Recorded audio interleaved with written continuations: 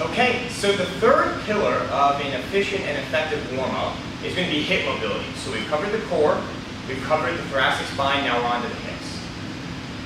In a similar vein, what we talked about before, the thoracic spine is wanting the thoracic spine to be bendy so other areas of my body don't have to compensate. It's the same idea with my hips, right? If my hips are not supple and they can't move in a full range of motion, or at least an adequate range of motion, then other areas of my body are going to inevitably take over, right? So if I'm trying to step on something tall, right, and normally I need my hip to get here, but my hips are tight, so I can really only lift my knee to here, right? But I need to get my hip and my knee up to here. What's going to happen is, instead of being able to lift like this, is you're going to lift here, and your lower back is going to compensate to help your knee get up the rest of the way. That's a simple example, but this happens a lot if you have inadequate mobility, so that's what we're going to work on here for the hips.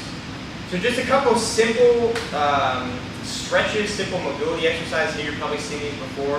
The first is going to be a pigeon pose. And a pigeon pose is simply just laying the side of your leg, the side of your thigh on the ground with your chest on top. Okay, so I'm laying down like this. So I have my knee on the ground, ankle on the ground, side of my shin, my butt's hovering a little bit. You just hold this position here and you're going to breathe while you're doing this. If this is tough to get into, which I get, this is tough to get into, something else you can do is you can find a lunge, right? So you're finding a lunge position, making sure that you have a straight line from your knee to your ankle.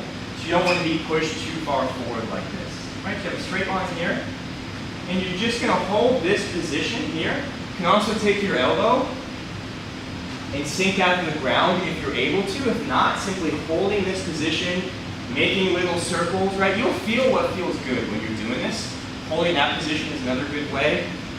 A third piece here is you can simply sit on the ground, cross one leg over the other and sit.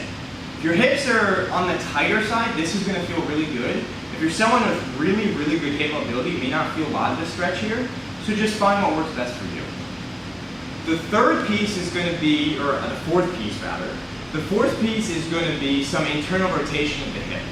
So for this, what you're looking at is you're going to have your heels outside of your hips.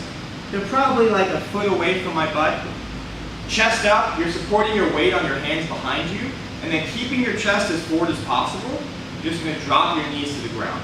Now you may not be able to get there, they may kind of stop here, and that's okay.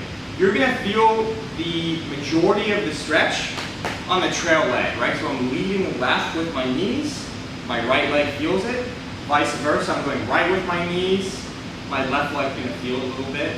You may feel some differences one leg to the other, that's okay. That's why we're doing this, right? Is to make sure we can get the mobility that we need. So those are 4 different options. Again, it's not an exclusive or exhaustive list, but those are 4 really good options you can incorporate into a warm-up for hip mobility.